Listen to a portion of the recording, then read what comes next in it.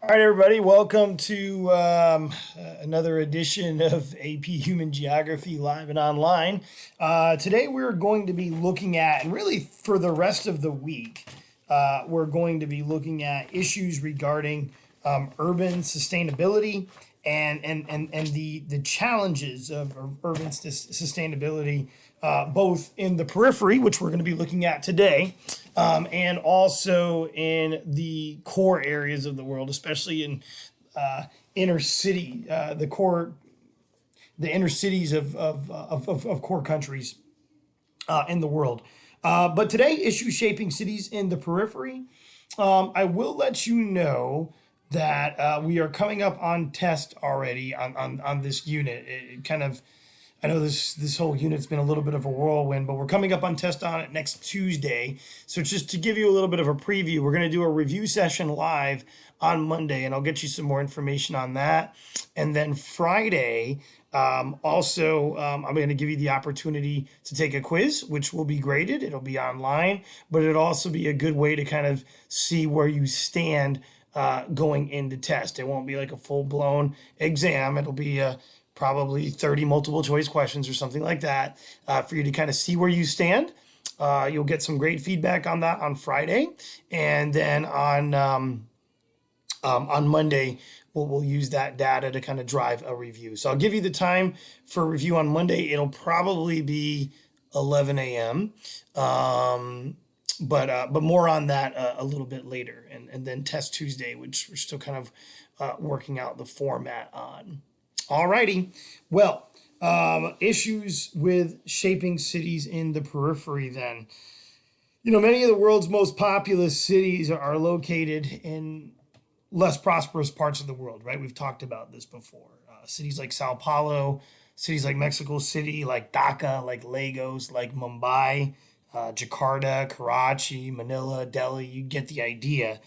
But what they all have in common is the experience of unprecedented rates of growth driven by rural push rather than the pull of any sort of prospective jobs in towns and cities. In other words, what really has driven the growth in a lot of these cities in the periphery is not necessarily economic prosperity and amazing jobs that are driving people in, but just how bad economically the rural countryside has gotten in a lot of these peripheral locations. Particularly in the economic periphery, new arrivals are crowded together with long-term residents in overpopulated apartment buildings, sometimes dismal tenements, sometimes slums, as we've talked about before. And housing just is not able to keep up with this massive inflow of migrants. So almost overnight, you've got these huge shanty towns develop around these cities, but the conditions don't slow down urban migration. People continue to come in anyway, and that's interesting. The bottom line is that in situations where urban growth has swamped the available stock of cheap housing and has completely outstripped the capacity of builders to create affordable new housing, the inevitable outcome is going to be the rise of shanty towns, of slums, right? It's just inevitable. The additional issue is that cities in poorer parts of the world generally lack any sort of enforceable zoning laws as well. So without these laws, cities in the periphery have mixed land use throughout the city, and pretty much what I like to refer to as unregulated helter-skelter growth. Squatter settlements next to high rises and madras. You see, a similar reality here, and I don't want to say what city that is. I believe it was Nairobi. We looked at this visual from Sao Paulo, Brazil already, right? This is evidence of absolutely helter-skelter growth that comes out of just not having enforceable zoning laws for city planning purposes. And really across the global periphery, the one trait of all major cities is what you see in the visual here, that stark contrast between the wealthy and the poor. Now, of course, this exists everywhere, but the intensity and scale of the contrast are much greater in cities in the periphery. For example, cities like Cairo, Egypt, and other primate cities like it. And in the periphery and in the semi-periphery as well, a sea of slum development typically begins where the permanent buildings end. So you're looking at, again, the setup of high-rise modern office towers and luxurious homes, and then boom, the shanty towns begin.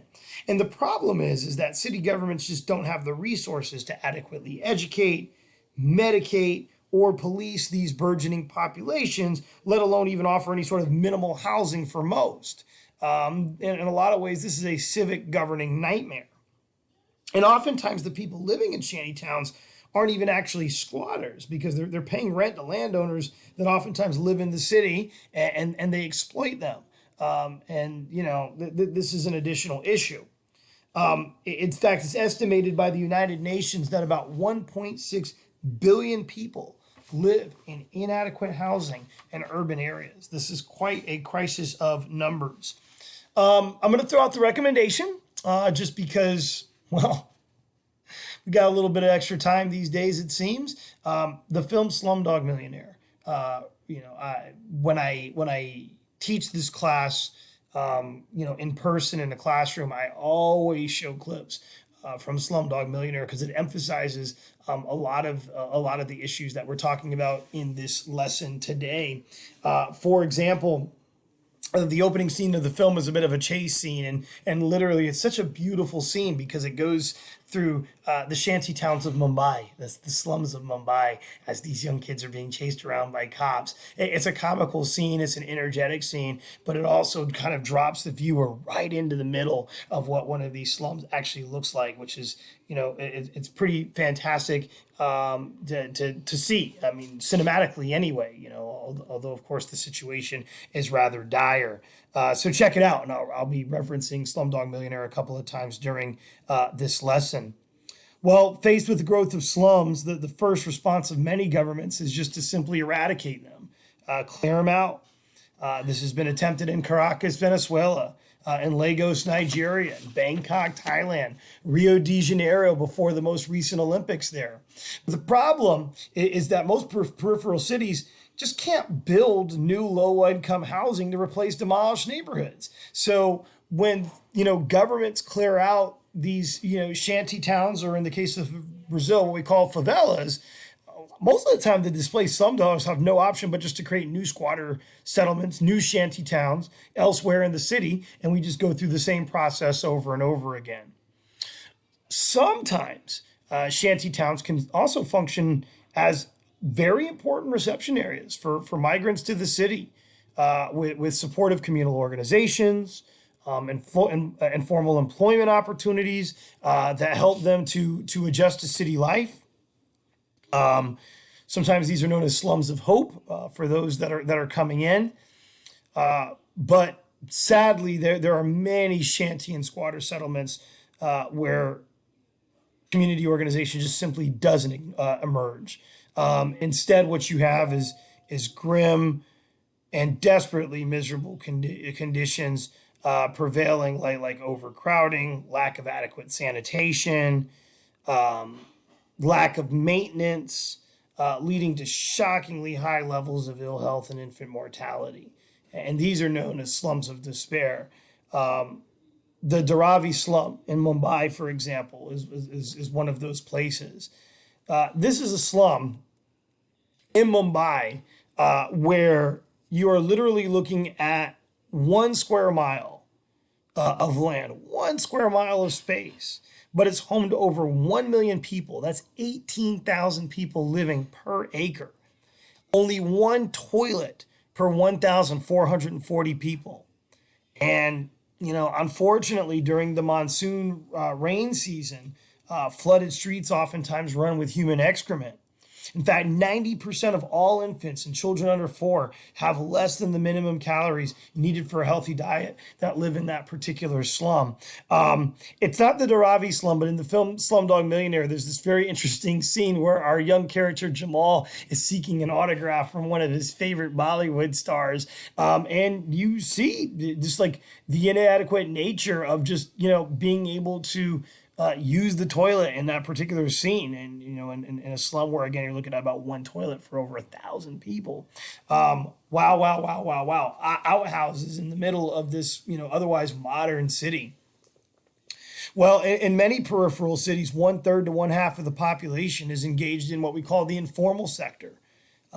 People who can't find regularly paid work oftentimes resort to various ways of making a living, from street vending to shoe shining to craft work, street corner repairs, scavenging in garbage dumps. We see, a nice barber shop here being set up. This is an example of informal economy. People who can't find regularly paid work usually are going to resort to various ways of making a living, and this is how they do it. I would include in this selling souvenirs, driving pedicabs, making homebrewed beer, dressmaking. Might seem marginal from the point of view of the global economy, but more than 1 billion people around the world feed and clothe and house themselves from such occupations. And in the environments of extreme poverty, a lot of times children are expected to do their share too. I'm going to reference one more time the film Slumdog Millionaire, because there's this great scene in the middle of the film at the Taj Mahal, where the main characters in the film are given tours. They're stealing shoes, they're reselling shoes, they're giving fake tours at the Taj Mahal. And this is part of, watching children, involved in this informal economy as well. Now, there are upsides. Pedicabs are an affordable and non-polluting form of transportation, so that's nice. Garbage picking is, I hate to say it, but it's an important means of recycling paper and steel and glass and plastic products. But unfortunately, at the end of the day, peripheral cities are oftentimes unable to provide even a basic infrastructure of highways and transportation, schools, utilities, emergency services. The problem is that the informal sector doesn't yield any tax revenue. So if you have so many people in the city working in the formal sector, city funds are going to be insufficient to provide an adequate infrastructure or to maintain a safe and sanitary environment. In many periphery cities, there's been a sharp increase in the availability of automobiles. That's led to literal gridlock on the streets, like what you see here, what my group experienced when we visited Delhi about a year ago. India has become one of the fastest growing automobile markets. About 3 million automobiles were sold in India last year, and neither the infrastructure nor the drivers have really caught up with the sudden growth. India has only about 1% of the world's cars, but it has about 10% of the world's traffic fatalities because of the poor infrastructure in some places. And Mexico City, Bangkok, Sao Paulo, all have very, very similar traffic woes. Another sad reality or another sad challenge that cities in the periphery face is that water supplies and sewage present acute problems for many cities in the periphery. The World Bank actually estimates that around 65% of urban residents worldwide in LDCs have access to a satisfactory water source, and only about 40% are connected to sewers. 90% of which discharge waste into rivers, into lakes, into seas. And hundreds of thousands of people have no alternative but to use contaminated water. Realistically, in many cities, including Bangkok, Bogota, Dar es Salaam in Tanzania, Jakarta, Karachi, Sao Paulo, only 1/4 to 1/3 of all garbage and solid waste is actually collected or removed. In fact, in Mexico, more than 90% of wastewater, believe it or not, 90% of wastewater treatment plants are non-functional. In major Latin American cities, some 50 to 60 million cubic meters of mostly untreated sewage is daily discharged into nearby bodies of water. In fact, in the city of Bangkok in Thailand, less than 5% of the population is connected to a sewer system. And Jakarta has no system at all, the second largest city in the world. Wow, wow, wow. So it's not surprising that peripheral cities are unable to devote many resources to environmental problems. Air pollution has escalated to very harmful levels in many cities. Worldwide, according to the United Nations, more than 1.1 billion people live in urban areas where air pollution exceeds healthful levels. In fact, China has 16 of the 20 most polluted cities in the world. Pollution is blamed for 400,000 premature deaths a year. That is staggering. There is a TED Talk I want you to watch after this, so stay tuned for that. The directions will be on my blog.